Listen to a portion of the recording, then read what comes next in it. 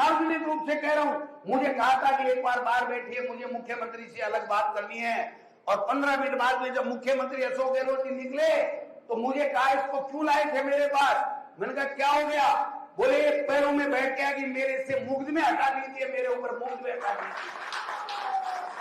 और वो आदमी जो अशोक गहलोत के पैरों में पढ़ करके रोने लग गया था कि मेरे से मुकदमा उठा लो, वो आदमी आज हम पे अंगुली उठा रहा है।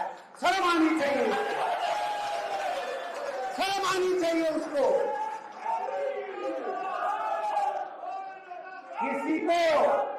किसी को इतना मत छोड़ो कि तुम्हारा बुलावा खराब हो जाए, इतना मत छोड़ो। वो हनुमान बेनीवाल को एक दिन चैलेंज किया था, 10 मिनट में ब्याह हो गई, किरोड़ी जी 10 मिनट में ब्याह हो गई।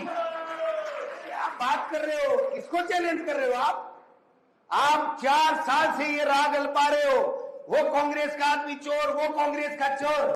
समय आ गया तुम्हारा उत्तर भी का, मेरी बारी, अब तो जांच तुम्हारी होनी चाहिए। हमारी किस बात की जांच करा रहे हो? ये 2.5 साल जांचें करा लेते, पकोड़े तक तल के खा रहे हो। शर्म आनी चाहिए तुम लोगों को, सरकार में बैठे हो। और थोड़ी बहुत भी नैतिकता है ना तो किरोड़ी लाल जी क्यों इस्तीफा करो, दोनों सरकार से हाथ पता लग जाएगा आपका भी। ऐसे नहीं होता, किसी के बच्चों पे हाथ डाल दो, किसी के बच्चों को बदनाम कर दो और कहता मेरे को 3 दिन से नींद नहीं आ रही है। आप दूसरों पे आरोप लगाते हो तब तो आप मस्त हाथी की तरह सोते हो, और खुद में जब आंच आती है तो आपको नींद नहीं आती है। ये दोहरा चरित्र कब तक चलेगा, मैं पूछना चाहता हूं। सवाल ही नहीं है, ऐसे वो नहीं चलता नहीं है। मैंने पहले भी कहा था विधानसभा में कि गोविंद डोटासरा कच्चा घोड़ा नहीं है कि खा जाओगे। मैं राजनीति शौक से करता हूं और मैं भी उस खानदान से आता हूं जहां डरने का नाम नहीं है, उस पार्टी से आता हूं जहां राहुल गांधी डरो नहीं का स्लोगन देते हैं। इसलिए अभी प्रताप जी ने कहा, मैं धन्यवाद देना चाहता हूं। मैं कहता हूं हमारे तमाम नेताओं को इनके भ्रष्टाचार के ऊपर बोलना चाहिए। क्यों नहीं बोलते भ्रष्टाचार के ऊपर? एक बीजेपी के मंत्री ने, किरोड़ी लाल मीणा मंत्री के पक्ष में अगर कोई बयान दिया हो तो मुझे बता दो। एक मंत्री ने। क्या है ये? सब जानते कौन कितना पानी में है। इसलिए ऐसा नहीं है कि आप ही राजा हरिश्चंद्र हो।